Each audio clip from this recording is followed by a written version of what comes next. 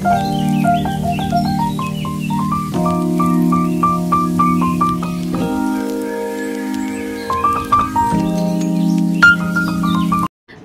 And welcome back to my channel plant spa. हाँ जानी video दीते एकटू लेट होच्छे किन्तु ताओ देखाई जे এই যে ছাদ বাগান গরমকালের ছাদ বাগান বেলি ফুল ফুটেছে আর এই যে জবা সুন্দর একদম বিশেষ ধরনের পাপড়িতে আবার সাদা দাগ দাগ মতন আছে, আমার খুবই পছন্দের। তো এত সুন্দর ফুলের কালার আর এত বেশি ফুল পাওয়ার জন্য মা কি করে তো আগে দেখিয়ে দিই। শুধু ফুলই না, সবজিও কিন্তু মা খুব ভালোই করে কম খরচে।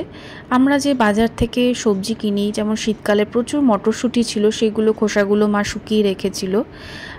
নার্সারি থেকে এই যে গ্রো ব্যাগ এনেছে মা, পুরো ঠকে গেছে। নার্সারি থেকে গ্রো ব্যাগ এনে এগুলো এক একটা নিয়েছিল 40 টাকা করে, কিন্তু কোয়ালিটিও ভালো না আর সাইজও ভালো না, দেখতে পুরো ঠোঙার মতন লাগছে। বাবাই তো বারবার মাকে খেপাচ্ছে ঠোঙা ঠোঙা বলে।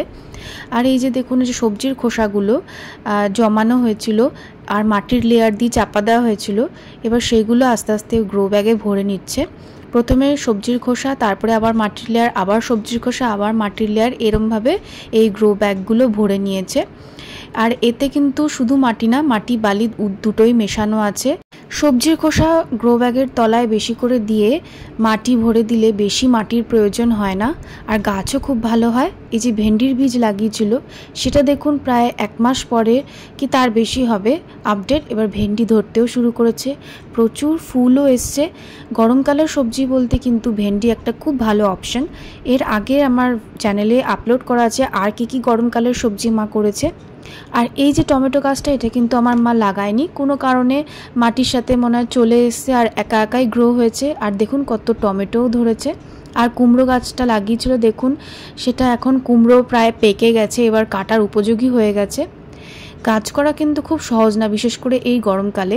এই 40-42 ডিগ্রি গরমে গাছগুলোকে সতেজ রাখতে কিন্তু রোজ বিকেলবেলা, সকাল বিকেল এরমভাবেই গাছগুলোকে স্নান করাতে হয়।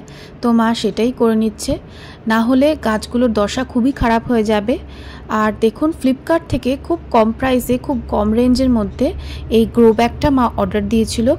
এটা 500 সামথিং পড়েছিল, আমার ঠিক খেয়াল নেই, কিন্তু এতে আছে 12টা গ্রো ব্যাগ আর সেগুলো সব 16 ইঞ্চি মতন, আর কোয়ালিটিও ভালো। আর ভিতরে দেখুন ফুটো করাই আছে, আপনাকে আলাদা করে ফুটো করতে হবে না, মানে ড্রেনেজ হোল করা আছে। দেখতেও সুন্দর, কোয়ালিটিও ভালো আর সাইজও বড়।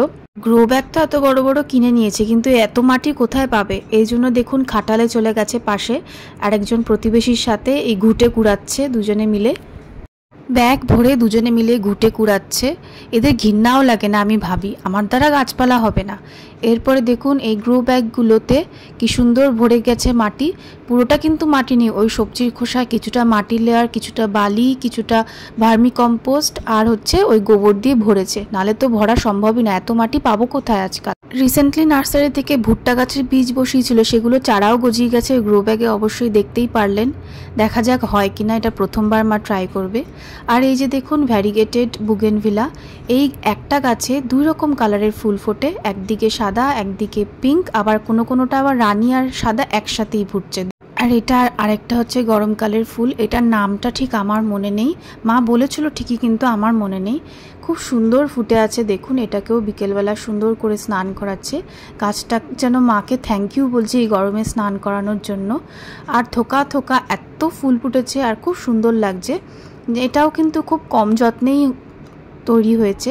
তো কম যত্নে ছাদ ফুলে ভরানোর জন্য এই বুগেনভিলা আর এই ফুল গাছটা কিন্তু খুব ভালো একটা অপশন। এই ফুল গাছটার নাম কারোর জানা থাকলে অবশ্যই কমেন্ট করে জানাবেন। বাকি ভিডিওটা ভালো লাগলে চ্যানেলটিকে সাবস্ক্রাইব করুন।